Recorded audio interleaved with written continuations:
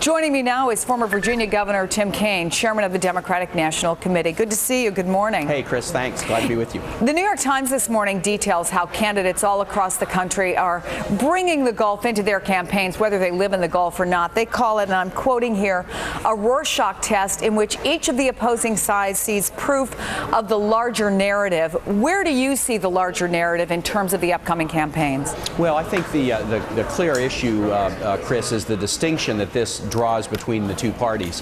The president has artfully enabled us to get an escrow fund from BP. The Republicans have criticized that. The president has talked about the need for additional regulations, lifting the liability cap, and putting a moratorium on drilling so that we can make sure it's safe. The Republicans have opposed that.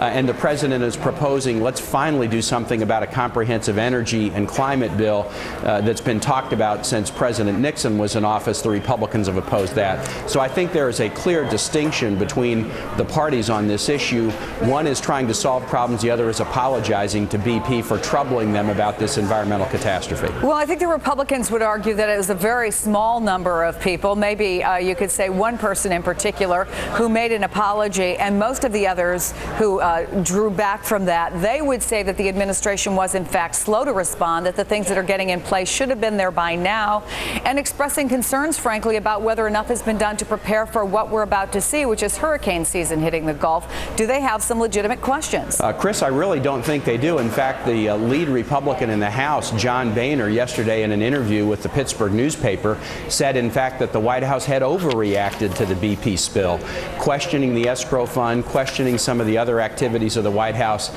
From day one, the White House has been involved very deeply in this in three ways. First, working to stop the spill. Second, aggressively managing the cleanup. And three, saying we've got to examine the policies in place, both with respect to the regulations of drilling, but more importantly, with respect to whether the nation continues to over-rely on fossil fuels.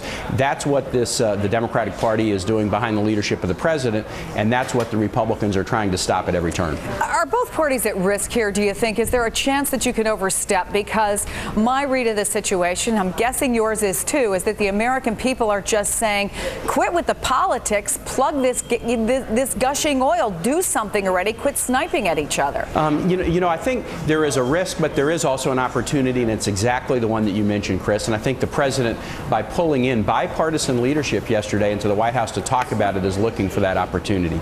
This spill in the Gulf is like an alarm clock that's ringing very loudly next to our bed.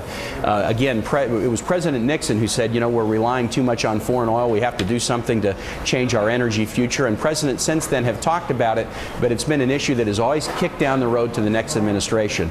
The opportunity that this creates is for the parties to get together and to do what needs to be done to make America a leader in a green energy economy so that we can lead the world in new technologies, rely less on oil and carbon and fossil fuels and more on the clean technologies of the future. You mentioned the House Minority Leader John Boehner, and the DNC has just launched the new web ad that takes aim at him for describing Wall Street reform as, quote, killing an ant with a nuclear weapon. Right. What are you trying to accomplish here? Well, we're trying to point out that we're having a little bit of fun, but it's a serious issue. How would the Republicans govern if John Boehner, who's the leading Republican in the House, feels like the near collapse of the American financial system was an ant, and this financial reform bill that's going to pass and will be historic as a nuclear weapon?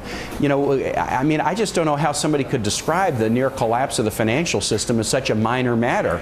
To Americans who lost $10 trillion in savings just in 2008 alone with the financial system collapse, this financial collapse was huge, and that's why the reform that is about to be passed is so important. Is it a sign, though, that you're worried about the Republicans and the gains they might make in both the House and Senate? No, I think it's pointing out, look, that this election is going to be a choice, Chris. It's going to be a choice between a party that is doing the heavy lifting to turn the economy around and a party that would go back and embrace the same policies that put America in a ditch with a lost decade from 2000 to 2009 to begin with.